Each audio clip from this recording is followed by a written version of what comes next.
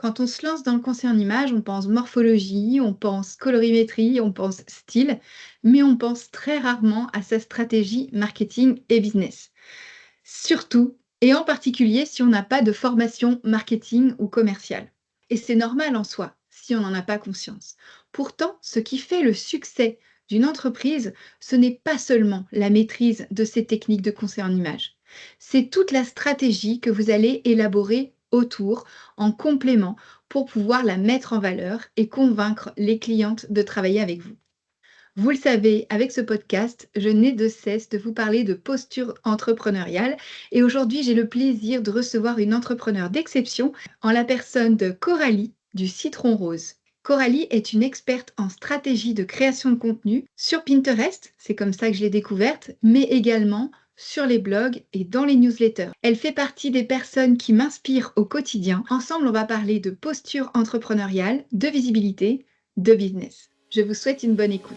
Bonjour et bienvenue dans le podcast Happy Personal Shopping.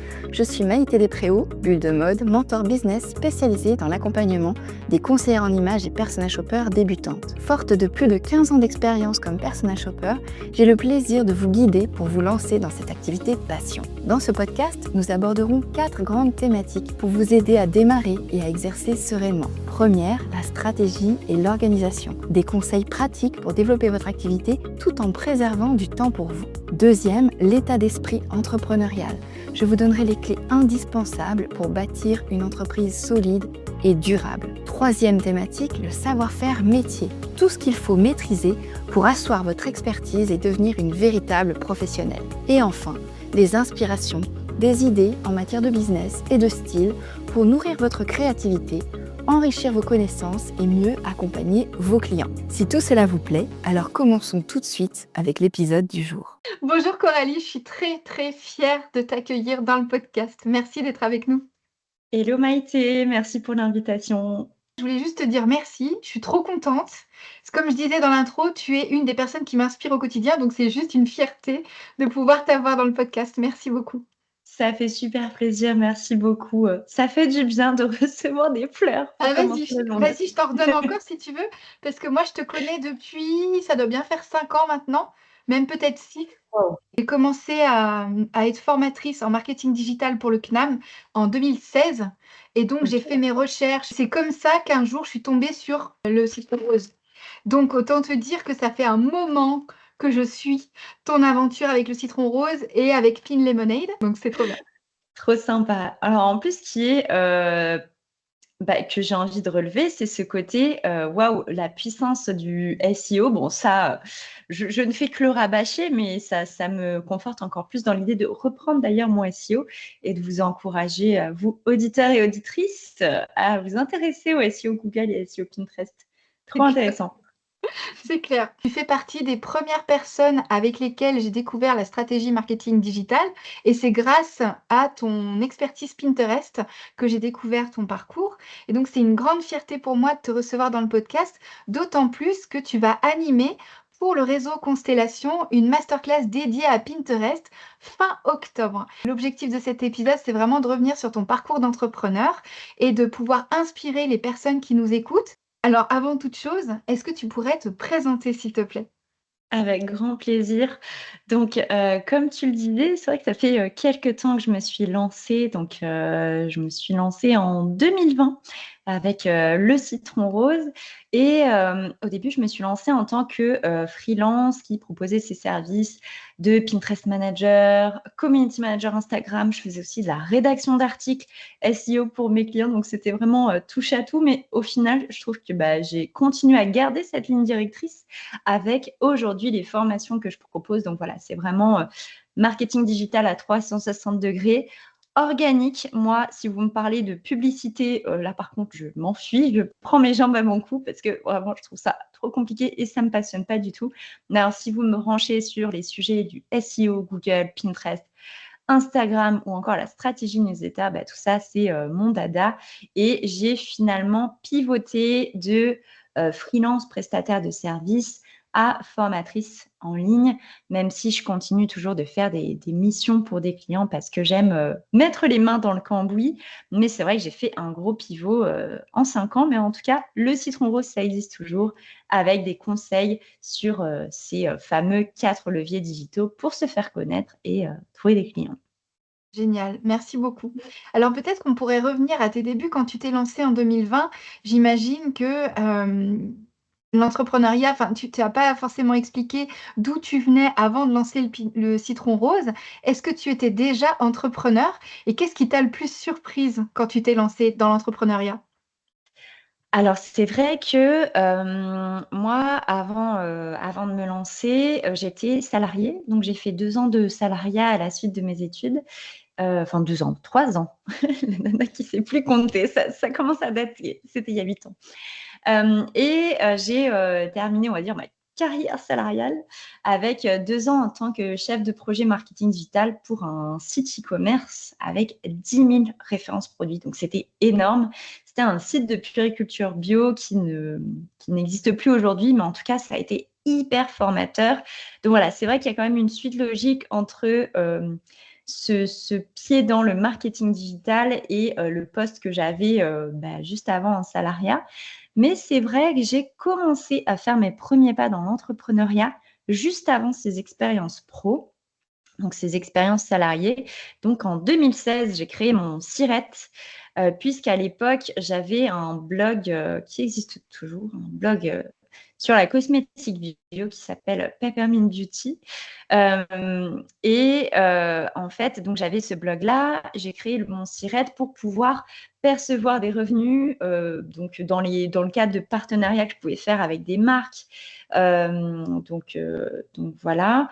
Et aussi, à la sortie de mes études, comme ça a été compliqué de trouver un premier poste, vraiment, ça a été le branle-bas de combat. Ben, en fait, je me suis dit, OK, si on ne veut pas de moi en tant que salarié, je vois bien que c'est compliqué, eh bien, pourquoi pas commencer à proposer mes missions en freelance en plus de ma recherche d'emploi. Donc, j'avais quand même mis un petit peu le nez dans le freelancing en 2016. Et ça me fait rire parce que c'est là où j'ai fait toutes les erreurs possibles et imaginables, à commencer par très mal me tarifer. Franchement, c'était n'importe quoi mes tarifs à l'époque. Mais ça tombe bien que tu parles de ça parce que ça fait partie des questions que se posent énormément les personnes qui nous suivent. Comment est-ce que tu faisais? Donc, quelles sont les erreurs dont tu t'es rendu compte par rapport à cette histoire de tarifs? Alors déjà, je sais pas comment j'ai fait mon calcul, mais c'est vrai que, je me sentais pas à l'aise. J'avais un vrai problème mindset à ce moment-là. Je me sentais pas à l'aise de demander un tarif juste. À l'époque, je me suis lancée aussi sous l'impulsion d'une copine entrepreneuse. Donc pareil, on s'est connus dans cette sphère de la cosmétique bio, de l'influence des partenariats. Et en plus de nos blogs cosméto, voilà, on proposait nos services en freelance. Et j'étais hyper inspirée par elle. Et en fait, elle se faisait payer 40 € de l'heure. Voilà, on fonctionnait au taux horaire. Après, à chacun de voir s'il préfère faire au forfait, à la mission, à l'heure. En tout cas, nous, c'était à l'heure qu'on calculait nos prix. Et moi, 40 € de l'heure, mais je trouvais ça énorme. Parce que qu'est-ce que j'ai fait? C'est que j'ai comparé à combien je peux gagner en tant que salarié. Et du coup, c'est pas du tout le même tarif. Donc, mes premiers tarifs, c'était 9 € de l'heure. Je sais pas comment j'ai fait mon calcul, mais c'était un grand n'importe quoi parce que j'étais pas à l'aise avec ce 40 € de l'heure. Donc voilà, grosse erreur, c'est que du coup, j'étais pas rentable en fait. Et au-delà du côté rentabilité, temps passé, versus moi, combien je suis censée me payer, bah, c'est que du coup, au bout d'un moment, c'est pas motivant quand on se sous-tarife. Parce qu'on sait le travail de qualité qu'on donne à nos clients et en face, quand on est payé des clopinettes, à cause de nous-mêmes, hein, bien sûr, eh bien, c'est pas du tout motivant. Donc voilà, erreur au niveau de la tarification. Oui, J'ai parce très que mal calculé mes prix. tu tenais pas compte des charges, tu as juste Non, regardé le total et effectivement, sur le long terme, quand on a beaucoup de qualité dans son travail, ça peut être totalement frustrant et démotivant. Ça, c'est sûr. ouais. Petit conseil par rapport à ça, si alors, que vous soyez débutante ou pas, hein, j'ai encore fait l'erreur, notamment avec un de mes gros programmes, qui était de faire l'autruche sur ma rentabilité. Donc, j'ai fait l'autruche pendant 1 an, ce qui fait que je me suis retrouvée dans la sauce là cette année, mais c'est pas grave. Écoute, c'est bien de faire des erreurs, au moins on apprend. On en fait tout le Petit temps conseil aussi. pour Moi, ce que je note, c'est qu'on en fait tout le temps, même si on a plusieurs années toujours. derrière ça. Toujours. Donc, petit conseil par rapport à vos tarifs. C'est bien de calculer un peu le tarif par rapport au temps que vous allez passer. Bon, ça, c'est un peu déjà la base. Prenez en compte le fait que vous êtes à votre compte, donc vous cotisez pas à la retraite comme cotiserait un salarié.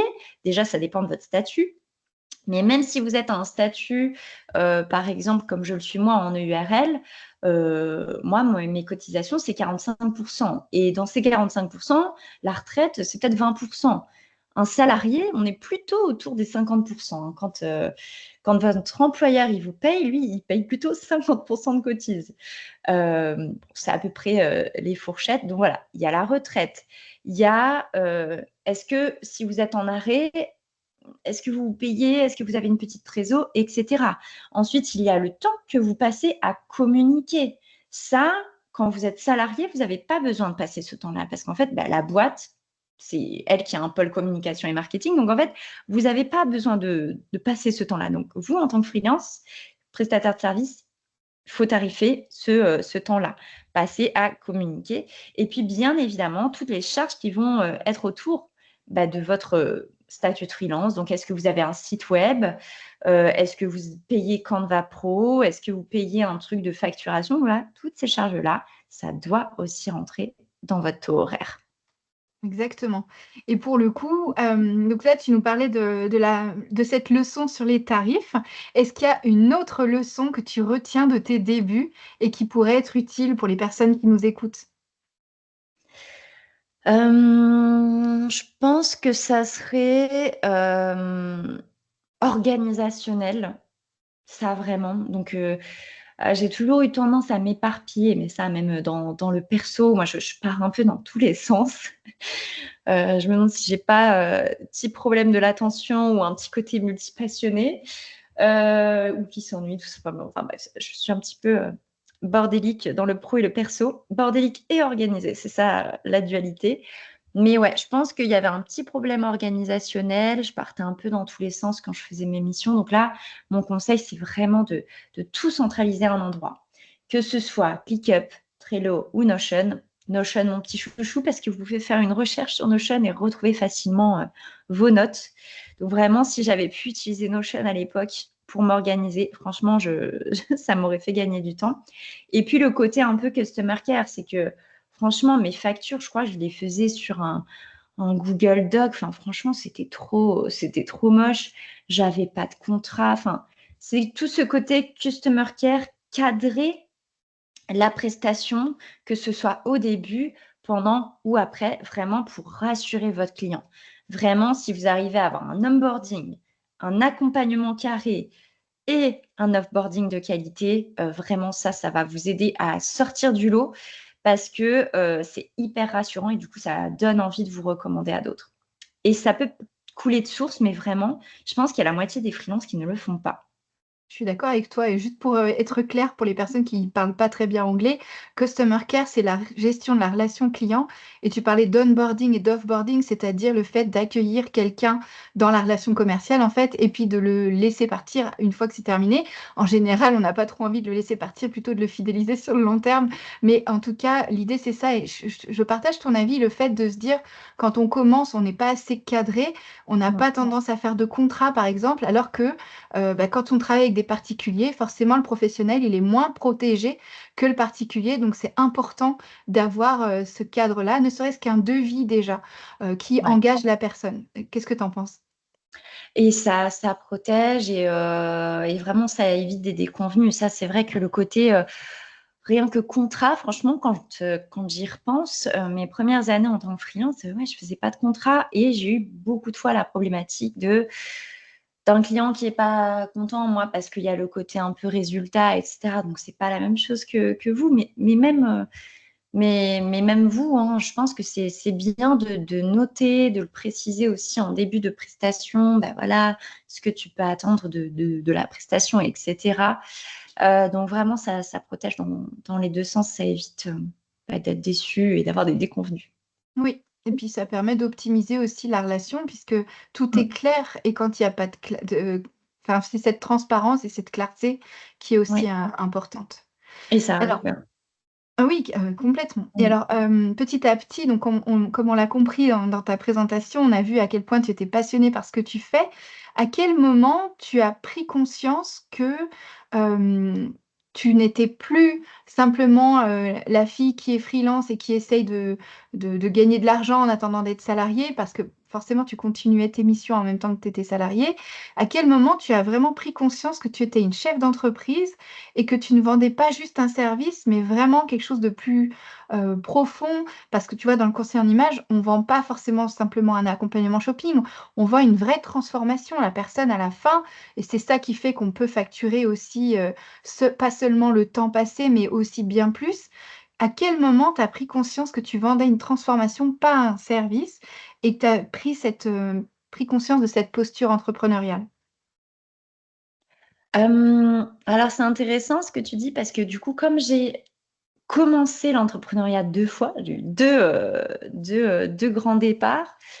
En 2016, du coup, comme, enfin, je n'imaginais pas qu'on pouvait vivre du freelancing, de ses propres services ou produits. Donc je prenais pas l'entrepreneuriat très au sérieux. Je ne voyais pas ça comme un moyen de me rémunérer, réellement. Donc c'est drôle parce que voilà, là, ma posture entrepreneuriale, elle était à 0, parce que vraiment j'étais dans cet esprit: «Je fais ça en attendant de trouver un job salarié». De toute façon, c'est vrai qu'à la sortie d'école, tout le monde parlait de se trouver un CDI, c'était ça le saint graal. Donc c'est vrai que parfois on va être un petit peu, mais même quand on est entrepreneur, on va être un peu influencé par ce qui a l'air d'être cool. C'est comme depuis quelques années, il y a un peu ce grand débat de l'entrepreneuriat, c'est mieux que le salariat. Si je retourne au salariat, c'est un échec. Franchement, moi, j'ai un avis beaucoup moins négatif sur la question. C'est qu'aujourd'hui, pour moi, c'est peu importe le modèle que tu choisis, le tout, c'est que tu sois épanoui, peu importe que ce soit salarié ou entrepreneur. Donc déjà, c'est vrai que 2016, pas du tout cette optique-là. 2020, quand je me suis lancée, donc effectivement, j'avais plutôt cette posture de la nana qui se lance et qui essaie de trouver des clients et qui a envie de limite faire plaisir à tous ses clients et aussi limite, peu importe les clients qu'elle trouve, voilà, allez, j'exécute. Je suis pas du tout dans cette posture de je suis sûre de moi. S'il y a un client qui est pas content, je sais recadrer et rassurer en même temps, hein. C'est pas moi, voilà. Mais c'est vrai qu'il y avait un petit rapport de force de il y a le client et il y a moi qui exécute. Donc moi un peu, en bas et qui ne dit rien, surtout, si le client n'est pas content ou qu'il a un truc à redire. Je pense que j'ai pris cette posture de chef d'entreprise à partir du moment où j'ai eu plusieurs clients, une dizaine de clients, beaucoup de clients sympas qui venaient vers moi, voilà, beaucoup de demandes entrantes. Ça, c'est vrai que je pense que j'ai pris confiance à ce moment-là. Hem Ouais, cette posture, je l'ai pris à ce moment-là et quand j'ai commencé à avoir des clients vraiment contents et qui avaient des transformations, en fait, dans leur business. Je pense que ça a été une question de confiance qui m'a aidée à prendre cette posture-là et voilà, c'est vraiment petit à petit, je pense que ça m'a pris quand même 1 an et demi, 2 ans avant de switcher vers cette posture de: «Attends, c'est pas toi le client et moi l'exécutante. On est main dans la main».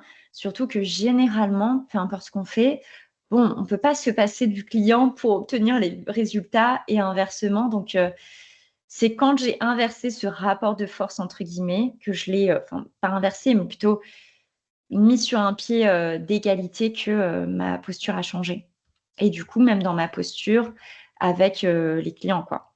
Hem, ne plus avoir peur de dire les choses et je pense que c'est aussi venu avec, le côté cadrage et organisation, hein, de la prestation de service. En fait, à partir du moment où c'était beaucoup plus carré dans mon biz, dans comment je peux me fournir l'offre, quels résultats on peut attendre de moi, VS,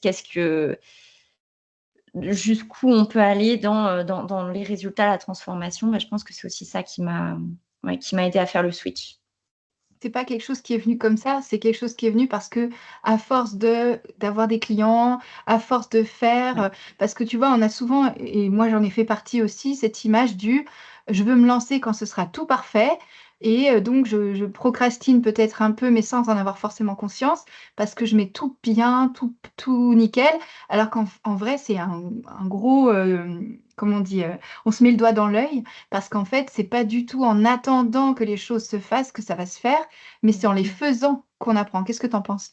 Je suis complètement d'accord avec ça. Alors c'est assez difficile pour moi parce que je suis je suis de team, enfin je suis de signe Astro Vierge. Donc si tu veux le perfectionnisme, vient bien me challenger niveau procrastination, niveau il faut que ce soit parfait pour me lancer, faire ci, faire ça. Donc c'est vrai que ça a tendance à me bloquer et en fait, je dois aller à l'encontre de ce cheminement naturel de mon signe, astro. J'y crois vraiment. Heu et du coup, vraiment, si j'ai un conseil à donner, c'est que, lancez-vous. De toute façon, ça ne sera jamais parfait, donc lancez-vous, ça sera brouillon, mais vous allez améliorer petit à petit et c'est vraiment un conseil que j'essaie de m'appliquer, à moi-même au quotidien parce que vraiment c'est une lutte de lutter contre ce perfectionnisme, que ce soit en termes de visibilité, un post que je publie et le post, je le trouve nul, une offre, je la mets en ligne et je me dis: «Non, mais elle est pas du tout là où je voudrais l'amener». C'est pas grave, c'est en fonction des retours que vous allez avoir de vos clients. Même vous, en fait, par exemple, un post Insta, vous avez envie d'y passer 3 heures parce qu'il faut qu'il soit parfait. Non, vous y passez 1 heure et peut-être que le prochain post, vous allez l'améliorer sur tel et tel aspect et au bout de 20 posts, en fait, là, vous allez trouver votre patte et ils vont enfin être parfaits, vos posts, à vos yeux. Donc non, c'est en faisant que vous allez perfectionner, même J'adore si ce je que sais que tu c'est dis. pas facile. Ah oui, non, mais c'est sûr et je te rejoins parce que moi, je suis ascendant Vierge, tu vois? Donc je comprends. Mais donc pour le coup, c'est vrai que moi, j'ai le Taureau qui pousse un peu l'action, si on parle Bien, d'astro. ah tant mieux. Mais pour le coup, j'aime bien ce que tu dis parce que je crois que c'est vraiment ça, on se retrouve vite bloqué en espérant faire bien, en voulant être la bonne élève qui fait bien et cetera. Mais au final, c'est pas là où on va avoir le plus de résultats.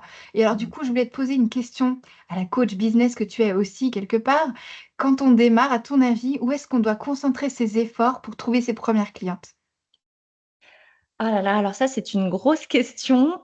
Effectivement, quand on se lance, l'avantage, c'est qu'on a beaucoup de temps, du temps qu'on va pouvoir répartir entre 2 gros piliers business que sont la visibilité et trouver des clients, donc le pilier vente. Donc entre les piliers visibilité et vente, vente, que ce soit faire appel, à votre réseau, prospecter ou par exemple créer du contenu et donc là, on en revient au pilier visibilité.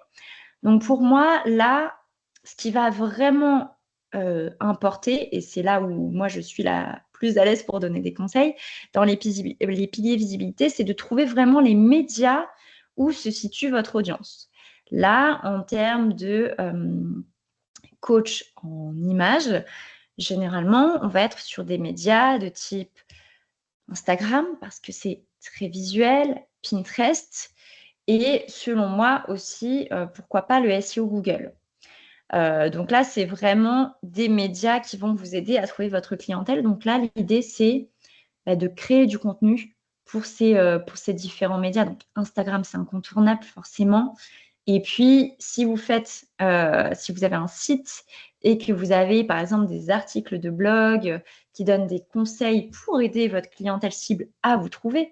Donc voilà, peut-être une personne, elle va, chercher à associer, enfin, elle va se demander comment on associe les couleurs, elle va se demander, c'est quoi la colorimétrie. Tout ça, c'est, je pense des thèmes que vous abordez pour les avoir un peu vus passer. Ça, c'est des questionnements que se pose votre cible et vous, vous allez pouvoir vous trouver sur son chemin de questionnement pour lui présenter vos services et du coup, ça, le travail que vous allez faire pour vos articles de blog, le SEO Google, il va aussi vous servir pour le SEO Pinterest. Donc j'ai envie de vous dire, ça ne va pas vous faire vraiment double travail. Le travail que vous faites pour Google, il va aussi vous servir pour Pinterest en créant des épingles pour ces articles-là. Mais voilà, pour moi, c'est être aux bons endroits, en fait. Est-ce que vous avez besoin d'être sur YouTube? Bon, là, je ne sais pas, est-ce que votre audience, elle va sur YouTube pour chercher des conseils en images? Je ne sais pas. Est-ce qu'elle va plus faire de recherches sur Google que sur YouTube? Pareil. Est-ce qu'un podcast, ça va être intéressant en premier lieu pour vous rendre visible? Je ne suis pas sûre. Pour moi, on va être surtout sur une thématique très visuelle. OK, donc pour toi, la visibilité, elle passe par le côté visuel, donc tu choisirais plutôt un réseau social ou un référencement naturel, Google, donc SEO Google, qui permettrait d'avoir cette visibilité. Mais alors pour le coup, quand on démarre, souvent on est aussi en formation, on procrastine comme on l'a dit et c'est pas forcément évident. Toi, tu es une experte de ces 4 canaux-là et c'est là-dessus où on a pas mal d'atomes crochus parce que moi aussi j'ai commencé, si vous le savez, si vous ne le savez pas, chères auditrices, par un blog. Quand on n'a pas forcément déjà lancé son blog et qu'on commence vraiment de zéro, est-ce que tu crois que Pinterest ou Pinterest est plus facile à mener qu'Instagram? Ou est-ce qu'il faut faire les 2 ensemble? Comment est-ce que tu vois les choses? Pour moi, c'est intéressant quand même de faire les 2 ensemble. Alors, bien évidemment, commencer par Instagram. Voilà, commencez par, faire votre petit bonhomme de chemin sur Insta. Je trouve que c'est, dans un premier temps, déjà une très bonne première pierre à l'édifice, en termes de visibilité. Mais après, c'est vrai que moi, j'ai un peu le parti pris de compléter avec un moteur de recherche parce que ça va vous apporter une visibilité en continu et qui va être vraiment chouette pour sécuriser, en fait, votre présence, en ligne. Voilà, si jamais vous avez un problème parce que vos posts sont moins visibles ou parce que vous avez, une suspension de compte, enfin voilà, on ne sait jamais. Au moins, c'est vrai que d'avoir un moteur de recherche en plus, déjà, ça vous amène de la visibilité en continu. Si jamais vous avez envie de faire un mois de pause sur Insta, pour, peu importe la raison, en fait, votre présence en ligne, elle continue à être là grâce au moteur de recherche. Ensuite, est-ce qu'il faut commencer par le SEO Google ou le SEO Pinterest? En fait, pour être sur Pinterest, c'est vrai que vous allez quand même avoir besoin d'une base SEO, donc des articles de blog desquels va pouvoir se nourrir Pinterest. Maintenant, la question du: «OK, je lance mon blog, mais ça me fait peur», commencez petit, en fait. Commencez par faire 2 articles par mois. Vous lancez pas par un article par semaine si vous commencez, vraiment pas. Faut y aller tranquillement. Et parfois, avec la création de contenu, ce qui va nous bloquer, c'est de se dire: «Il faut que j'ai du contenu différent en termes de sujet entre Instagram et Google». Eh bien non, en général, la personne qui se pose des questions sur la colorimétrie, sur, «Est-ce que je peux porter, tel type de vêtements, quand je fais, telle morphologie?» Enfin, tous ces questionnements-là, la personne va se les poser, que ce soit sur Insta ou sur Google. Donc sur Insta, on va être plutôt sur, de l'inspirationnel, j'ai envie de dire limite une consommation passive, enfin, on va être plutôt à scroller, on va pas trop faire des recherches. En tout cas, moi, les recherches, je vais plutôt les faire sur Google et Pinterest. Et par contre, sur Google, là, on va rechercher spécifiquement, voilà, colorimétrie, et cetera. Et voilà, vraiment, répondez à ces questions-là sous forme d'articles de blog, mais commencez petit, 2 articles par mois. Et encore une fois, je vous dis, il y a pas besoin, selon moi, de différencier la création de contenu, sauf si sur le blog, vous vous rendez compte que sur Google, il n'y a personne qui cherche la colorimétrie. Donc dans ce cas-là, c'est vrai que ça va un peu servir à rien de faire un gros article de blog sur la colorimétrie alors qu'il n'y a personne qui recherche ce mot-clé-là sur Google. C'est plus là où je différencierai les sujets, Alors selon les médias. heureusement, colorimétrie, c'est un sujet qui est cherché sur Google.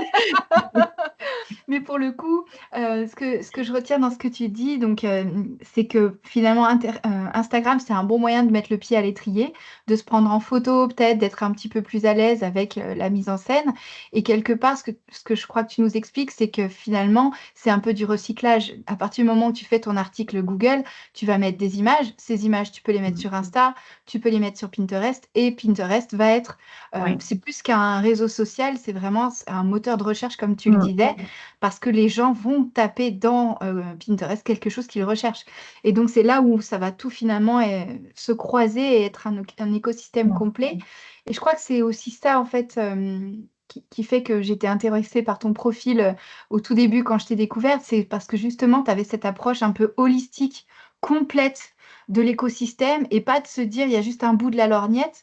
Parce Mmh. qu'effectivement, quand tu es sur Insta, tu es dépendante d'Insta et de l'algorithme. Donc tu peux faire des milliards de posts, si tu réponds pas au code de l'algorithme, tu es pas visible.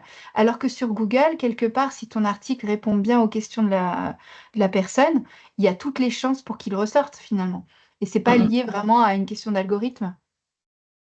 Ouais, en tout cas, l'algorithme, est un petit peu moins capricieux à partir du moment où on a compris le SEO, Google ou le SEO Pinterest. Il y a vraiment, une manne de visibilité quand même assez, conséquente selon les secteurs dans lesquels on est. Mais, ouais, Et puis c'est, c'est du long terme en plus. ouais, complètement. Complètement et ça continue de tourner comme je disais, même si, vous faites une pause dans votre publication d'articles, ouais. Moi là, ça fait 3 ans et demi que je n'ai absolument pas touché à mon SEO, donc franchement, ne f reproduisez pas ça chez vous.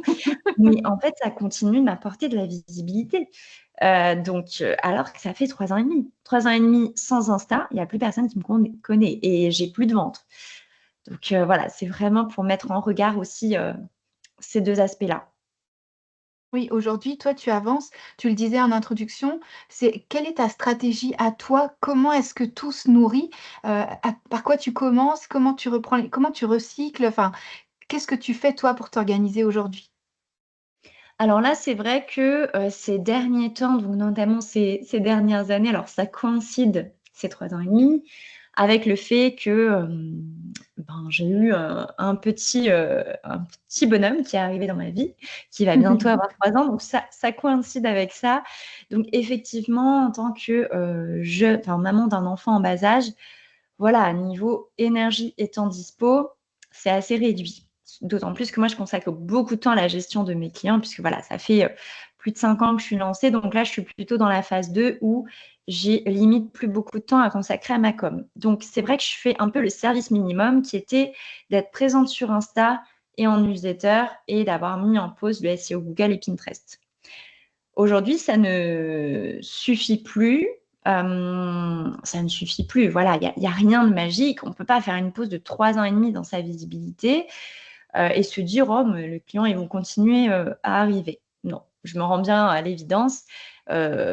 C'est normal, ma visibilité commence à un peu, décroître, donc ça, c'est tout à fait normal.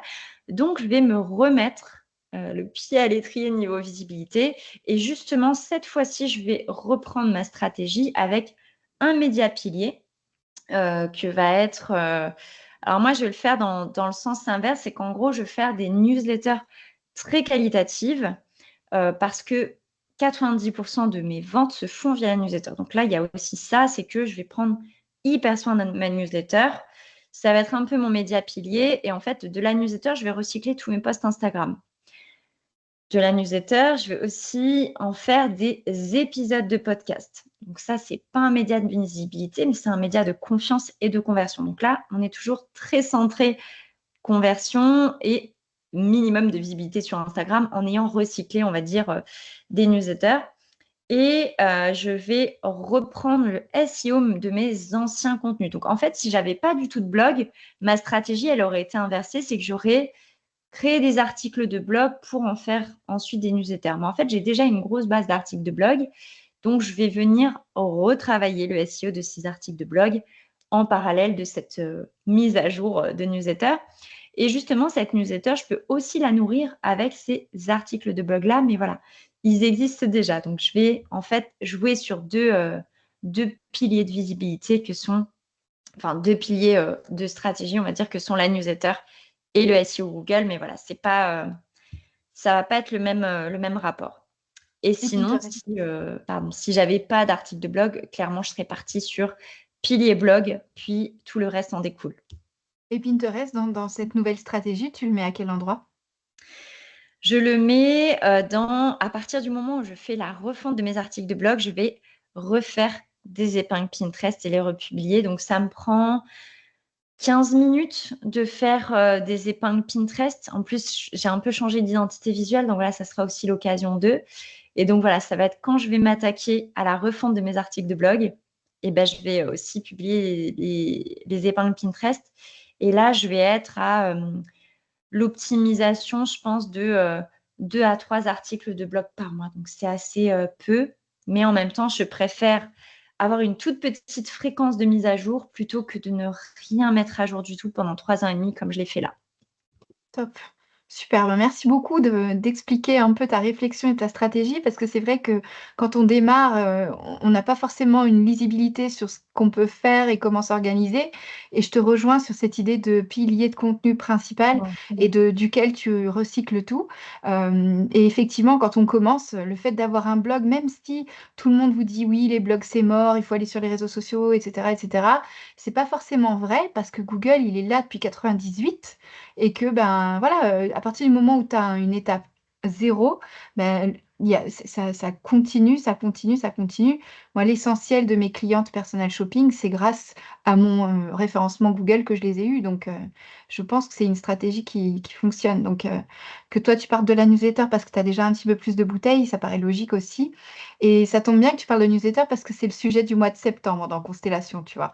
Donc, tout l'automne est consacré à la visibilité. En septembre, on parle de la newsletter. En octobre, on parle de Pinterest avec toi. Donc, c'est vraiment dans la lignée. Et donc, Hyper vraiment, complet. c'est super. Trop bien. Alors pour terminer, cet entretien, je voulais vraiment remettre l'accent sur la posture d'entrepreneur. On en a parlé un petit peu tout à l'heure ensemble. Si tu regardes maintenant, tu as 5 ans de bouteille, même si depuis 3 ans et demi, on a bien compris que ta priorité a un peu changé et c'est normal et moi, c'est l'inverse, tu vois? Ça fait 10 ans que je me suis consacrée à mes enfants et maintenant c'est l'inverse, je consacre, mon temps à mon un petit peu plus à mon quatrième bébé, on va dire. Donc, je comprends très bien cette logique-là et je voulais juste, te demander si tu avais peut-être 3 conseils à donner aux personnes, qui se lancent aujourd'hui. Alors, on a parlé des débuts tout à l'heure et cetera, mais des conseils qui seraient peut-être plus valables au long cours. Qu'est-ce que tu leur dirais pour les aider à continuer malgré les difficultés? Enfin, comment est-ce que tu pourrais, traduire ta vision, ta posture à toi et ma question est très mal formulée, c'est pas grave. Je couperai au Non, je l'ai montage. très bien, je l'ai très bien comprise et justement, j'étais en train de réfléchir et en même temps, j'écris pour pouvoir développer un petit peu. Hem, hem, alors, la première, c'est quoi votre vision, que ce soit pro et perso, là, voilà, que vous vous lanciez ou que vous soyez lancé depuis quelque temps, ça chahute l'entrepreneuriat. Alors, c'est sûr que quand on se lance, c'est pas les mêmes raisons hein, de chahut. C'est voilà, on a peur de ne pas y arriver. On n'a pas les résultats tout de suite, donc c'est assez démotivant. Mais voilà, peu importe le temps depuis lequel vous vous êtes lancé, c'est sûr qu'on n'est pas sur un long fleuve tranquille avec l'entrepreneuriat. Donc, la question, c'est de se demander, donc, premier conseil, c'est quoi ma vision? Qu'est-ce qui me fait, en fait, m'accrocher à cette envie d'être à mon compte? Moi, c'est vrai que ça fait 5 ans que je suis à mon compte, comme on disait et j'adore ce que je fais, mais parfois, c'est dur, quoi. Alors, c'est vrai que depuis quelque temps, enfin, surtout cette dernière année, ça a été assez difficile pour moi, mais à chaque fois, je repense à ma vision et ma vision, déjà en termes d'alignement avec mon pro, c'est qu'en fait, j'adore ce que je fais, j'adore mon métier. Je pourrais arrêter des passants dans la rue et leur dire: «Mais vous savez, c'est génial le marketing». Donc voilà, vraiment, j'adore mon métier et déjà, je m'accroche très fort à ça. Alors forcément, je pourrais faire ce métier aussi en tant que salariée, mais en fait, ma vision, c'est d'aider un maximum d'entrepreneurs à utiliser le marketing et la stratégie pour se faire connaître et trouver des clients. Donc, en fait, moi, à partir du moment où je me dis, ma vision profonde, c'est d'aider les entrepreneurs à faire ça, ça va améliorer leur quotidien pro et par ricochet perso, parce que je leur souhaite d'être épanouis et alignés grâce à leur taf. Mais en fait, déjà, ça, c'est un peu comme si j'avais une mission et que je pouvais pas décevoir, les entrepreneurs que je pourrais accompagner ou même juste avec mes conseils gratuits. Voilà, c'est pas que via mes formations ou autres. Mais déjà ça, c'est une mission qui me tient à cœur et où je peux pas décevoir les gens. Et c'est pareil, vous, votre vision, c'est en fait imaginez l'impact hyper positif que ça a, en fait, vos conseils et vos accompagnements dans le quotidien perso des gens et peut-être aussi dans le pro, hein, forcément. Donc vraiment s'accrocher à cette vision-là, ça aide à tenir dans sa barque qui va un peu chahuter avec les vagues. Donc ça, c'est mon premier conseil. Notez votre vision au clair quelque part dans votre Notion, sur papier, ce que vous voulez, mais notez-la et quand vous doutez, vous la relisez. Et relisez-la plusieurs fois s'il le faut.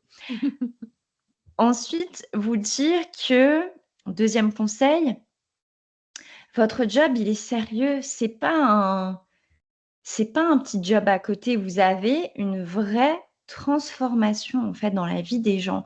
Même si vous, votre cible, c'est du B2C, des particuliers, vous avez une vraie transformation. Vous faites vraiment du bien en fait aux gens.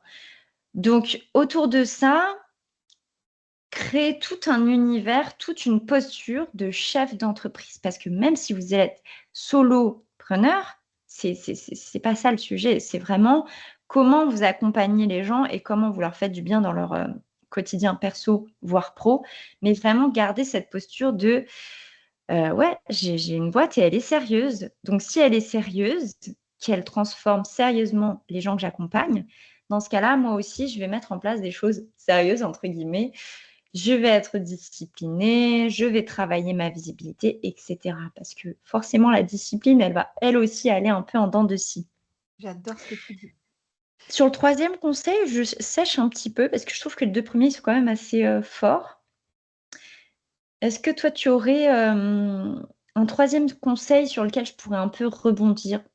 Je pense qu'on peut peut-être, enfin moi, il y a un conseil qui me porte beaucoup et les personnes qui me suivent le savent parce que je leur dis souvent, c'est qu'il faut pas avoir peur de l'échec parce que l'échec, c'est une manière finalement d'apprendre et comme on le disait tout à l'heure, mieux vaut fait que parfait et chaque petit pas, même si on n'en a pas l'impression, te rapproche de l'objectif. Peut-être que ça peut t'aider à trouver un troisième. Ouais, complètement. On en parlait tout à l'heure. Donc, c'est vrai que que vous soyez débutante ou non, parfois, en fait, les choses que vous allez devoir mettre en place, les projets, les objectifs, les tâches, les missions, vont vous paraître énormes. Et en plus, vous allez avoir tendance à vous comparer. Mais ça, c'est tout à fait normal, hein, d'ailleurs, de se comparer. Peut-être un petit peu moins regarder ce que font les autres si vraiment vous en êtes à ce stade où ça vous paralyse la comparaison. Mais effectivement, commencez petit et surtout échouez.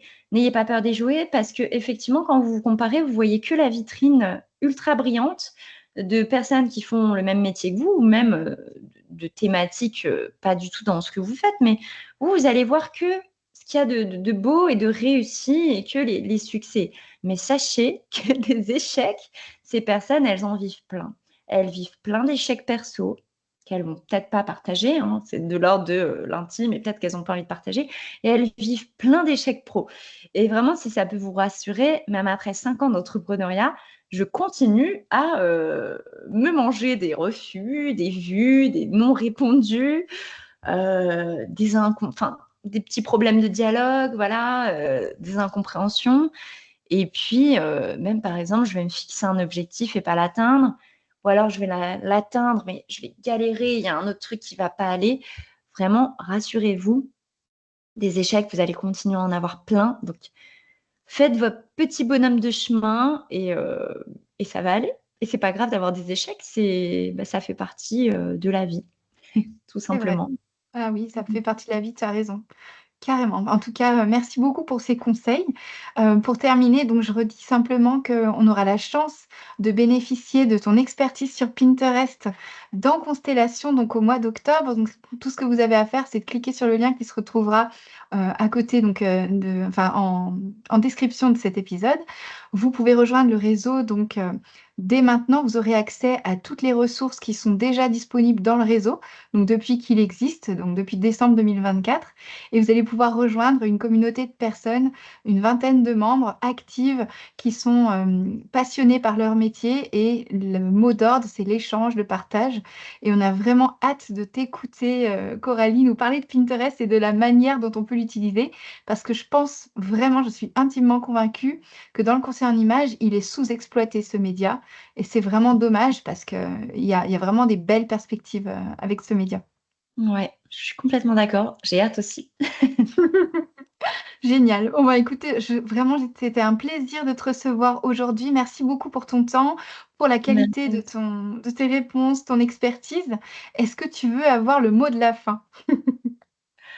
Le mot de la fin, ouais, c'est vraiment de ne pas perdre de vue ce côté organisation. Je pense que ce que je vois le plus souvent comme erreur, chez les entrepreneurs, peu importe leur stade, c'est, de partir dans tous les sens. Parfois aussi, finir, en burn-out parce que c'est un trop plein. Donc vraiment, simplifier en fait la façon dont vous faites les choses et n'essayez pas de partir dans tous les sens, dans tous les projets, à vous épuiser. Donc voilà, ça, ce serait mon petit dernier conseil pour la fin.